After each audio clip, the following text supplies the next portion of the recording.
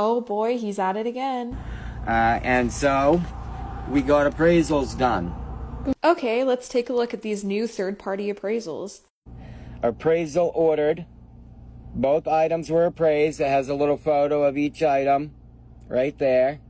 And then the total of what it cost me to have it appraised. Huh, $300. Oh, interesting. We're already starting off with a lie. Because in his live the previous day, he said it was $400. And appraised, you have to pay. So it cost me $200 per ring.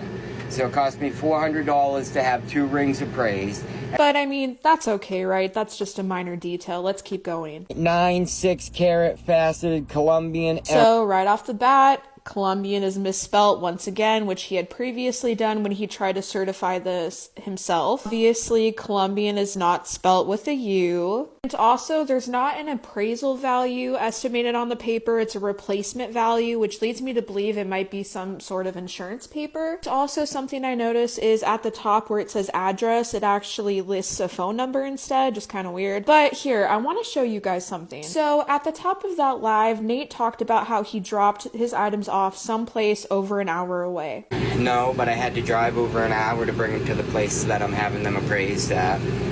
So, that's what I was doing this morning when I was gone.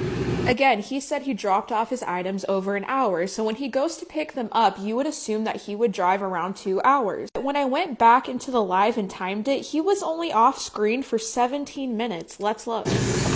Alright, I'll be back with the There rings. shouldn't be any problem, son. You should be able to... Pay attention to the times at the top of the screen. We are seeing 5:42 when he leaves. And of course, they're going to say this is edited, so I'm going to keep it all one clip, and you can see the full live stream up on YouTube. So he leaves, and actually he comes back in a couple of minutes later to grab his wallet, and then here you will see me fast forwarding through.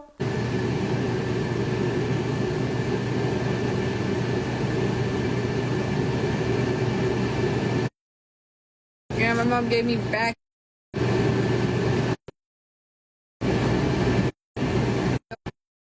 The diffused topaz ring we sold.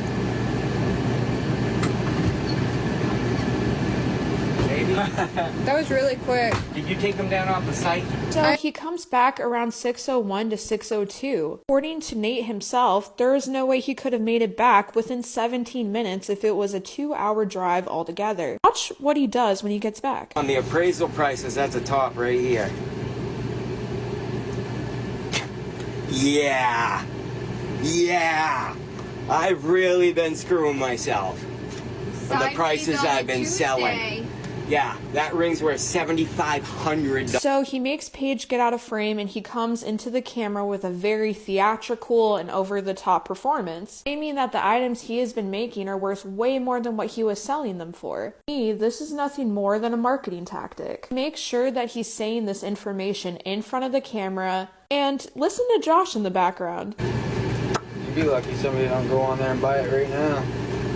Egging on people to go and buy it before they update that price. To me, again, it's a marketing tactic trying to get people to order. And something that I find interesting is he still hasn't uploaded that certification onto the listing for that emerald ring. If that was a real appraisal and it upped the price of your ring significantly, why wouldn't you upload it? And why is there such a big price discrepancy between Nate's own appraisal and the appraisal that he received from a third party? He thought his ring was only worth $2,400 versus the new appraisal that says $7,500. My personal opinion, it would be a red flag if I was trying to buy it from somebody who didn't even know the worth of what they were selling. So another weird lie or inconsistency that I found was that they were supposed to pick up these appraisals at 2 o'clock. He's getting appraised right now.